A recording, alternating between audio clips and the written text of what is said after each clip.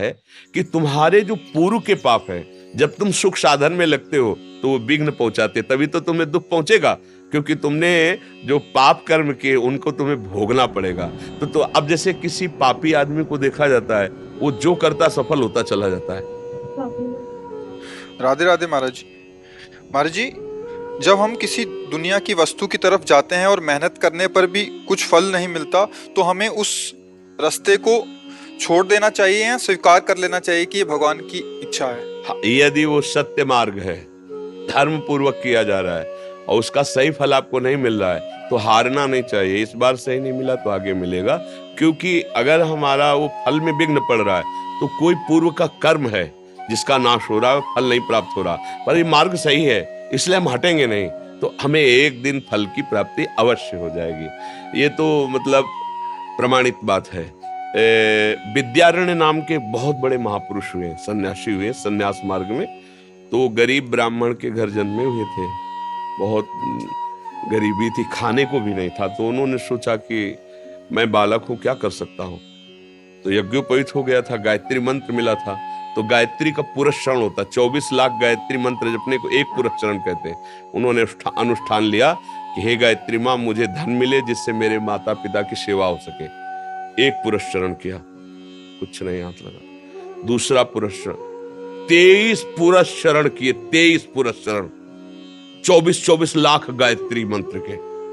फिर माता पिता इतने पधार गए, बहुत लंबा समय व्यतीत हुआ और उन्होंने संन्यास ले लिया। जे भी संन्यास लिया तो साक्षात माता गायत्री सामने प्रकट, और उनका जो तुम चाहो, देवराज इंद्र का पद भी चाहो तो तुम्हें दे। बोली माता, मुझे जरूरत थी, मेरे माता पिता भूखों मर गए, उनके लिए मैं आपका मन। बोले तुम्हारे 24 ऐसे महापाप थे जिनके कारण तुम्हें धन का सुख नहीं मिल सकता था। अब तुमने 23 पुरस्चरण किए, वो खत्म हो गए, और सन्यास ले लिया, 24वां अपराध न। अब तुम जो चाहो। बोले अब हमें कुछ ले, अब तो सन्यासी हो चुके हैं, अब तो बस ऐसा आशीर्वाद दो कि जिस धर्म में है उसी में दृढ़ हो जाए। इससे पता चलता है कि तुम्हारे जो पूर्व के पाप है, जब तुम सुख साधन में लगते हो तो वो विघ्न पहुंचाते, तभी तो तुम्हें दुख पहुंचेगा, क्योंकि तुमने जो पाप कर्म किए उनको तुम्हें भोगना पड़ेगा। तो अब जैसे किसी पापी आदमी को देखा जाता है, वो जो करता सफल होता चला जाता है, तो आपको संशय हो जाएगा कि हम तो धर्म से चल रहे, जो करते उसमें निष्फलता, और ये सफल होता चला जा रहा है, क्योंकि उसका सर्वनाश होना है। उसके थोड़े पुण्य हैं, उन पुण्यों के प्रताप से सफल हो रहा है और खूब पाप कर रहा है, तो पीछे का पाप और अभी का पाप जब जुड़ेगा, ये पुण्य खत्म हो जाएंगे, मिटिया मेट हो जाएगा। जिसे नहीं कहते मिट्टी में मिल गया, परिवार का परिवार सब, राज वैभव सुख मित्र सब मिट्टी में मिल जाएगा, धूल धूसरित हो जाएगा। और धर्म से चल रहा है, भले 2-4 सब्जी नहीं है, एक दाल रोटी या एक नमक रोटी खाता है, लेकिन परिवार स्वस्थ, और धीरे धीरे धीरे वो दीपक की तरह प्रकाशित होगा, हाइलोजन की तरह जल करके फ्यूज नहीं हो जाएगा।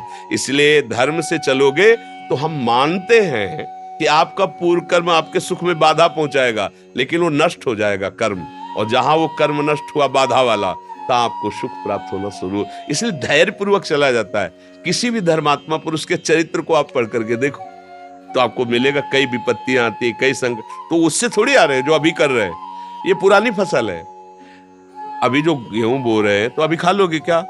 वो तो 5-6 महीना लगेंगे फसल परिपक्व होने। तो अभी हम भजन कर रहे हैं, अभी हमें कष्ट मिल रहा है, ये हमारी पुरानी फसल है, हमारा स्टॉक है, वो चल रहा है। हम लोग समझते नहीं ना, तो लगता है जब से माला शुरू किया, जब से आरती शुरू की, तभी से सारी विपत्ति टूट पड़ी।